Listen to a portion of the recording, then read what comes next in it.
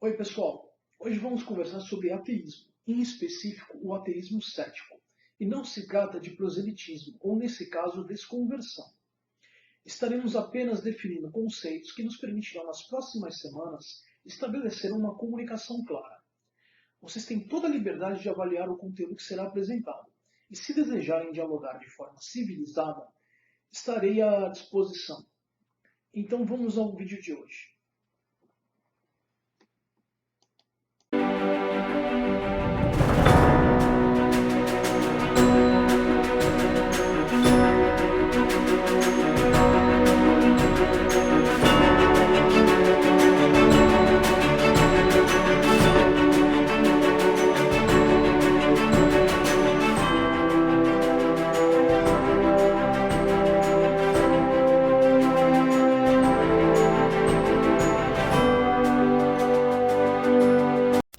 Quem são os psicéticos? Fábio é um psicólogo clínico e Samis é um psicólogo organizacional. E ambos estão dispostos a aplicar ceticismo, ciência e raciocínio crítico aos diversos temas que inquietam a humanidade. Primeiramente, vamos definir os objetivos tanto geral quanto específico desse vídeo. Esse vídeo tem como objetivo geral informar e construir a base para um diálogo entre ateus e teístas. E como objetivo específico, fornecer a base teórica da argumentação para a resposta ao vídeo "Você é ateu? Podia me responder 7 perguntas?".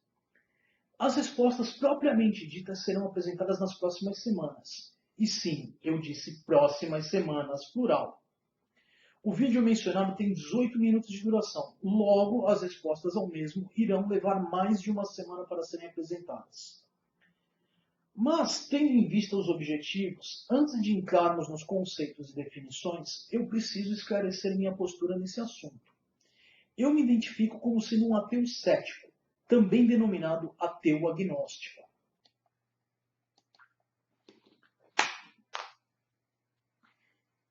Vamos lá. Agora vamos a definições. Crença, conhecimento e epistemologia. A epistemologia é o estudo filosófico do conhecimento e da crença.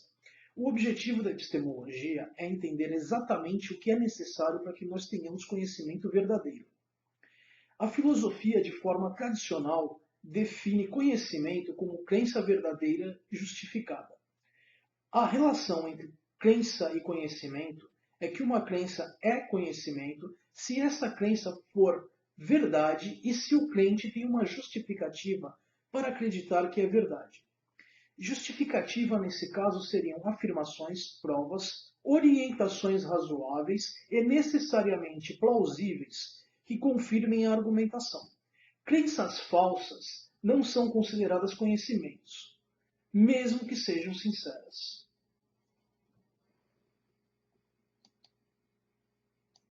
O pensamento crítico e o ceticismo. Pensamento crítico é um julgamento propositado e reflexivo sobre o que acreditar ou o que fazer em resposta a uma observação, experiência, expressão verbal ou escrita. Ceticismo é a postura de questionamento de alegações que lhe são apresentadas antes de tomar as mesmas como verdadeiras. O pensamento crítico e ceticismo andam de mãos dadas com o método científico. Os três juntos definem a forma como cientistas sérios encaram ideias e alegações.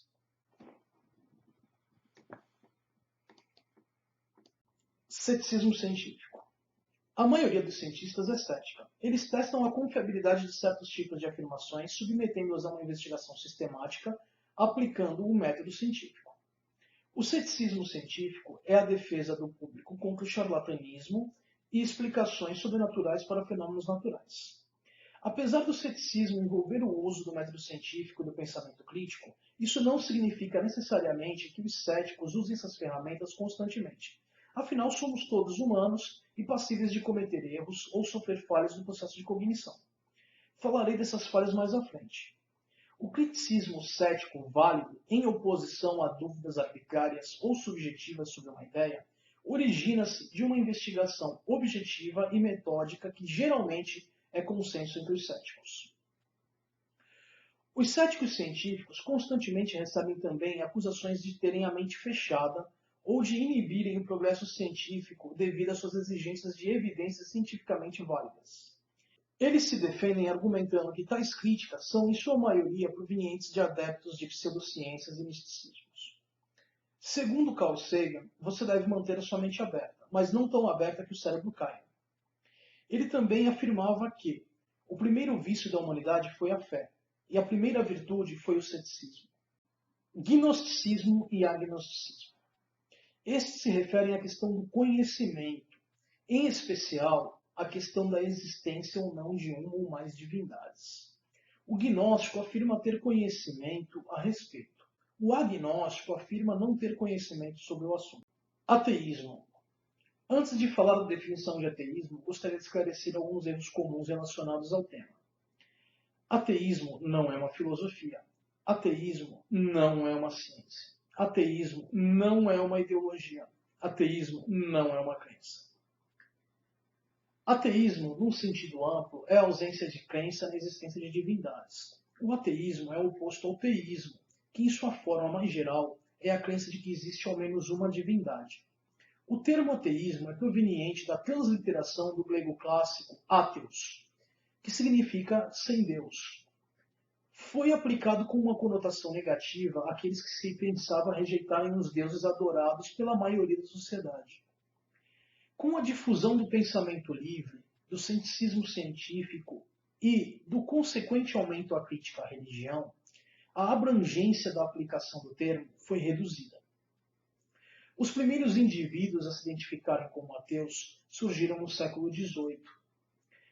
Os ateus tendem a ser céticos em relação a afirmações sobrenaturais, citando a falta de evidências empíricas que provem sua existência. Os ateus têm oferecido vários argumentos para não acreditar em qualquer tipo de divindade. Colocando em miúdos, ateísmo é pura e simplesmente a postura de não aceitar a afirmação de que existem uma ou mais divindades, geralmente até que provas sejam oferecidas. Ateísmo cético. O ateísmo cético é uma variedade de ateísmo na qual se afirma que a existência de um ou mais deuses é duvidosa, improvável ou insuficientemente demonstrada. Essa vertente corresponde à ausência de crença na existência de divindades e é melhor compreendida quando comparada com um ateísmo forte.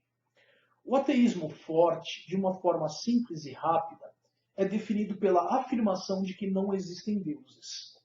O ateísmo cético também pode ser chamado de ateísmo fraco, ateísmo negativo ou ateísmo implícito, ou também ateísmo agnóstico. A navalha de Ockham.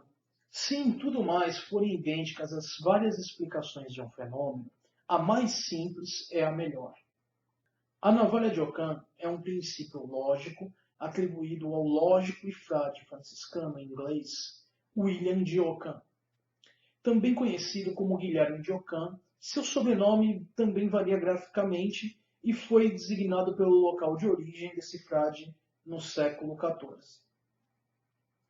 O princípio afirma que a explicação para qualquer fenômeno deve assumir apenas as premissas estritamente necessárias à explicação do mesmo, e eliminar todas as que não causariam qualquer diferença aparente nas predições da hipótese ou teoria. O princípio é frequentemente designado pela lei da parcimônia. Esta diz que as entidades não devem ser multiplicadas além da necessidade.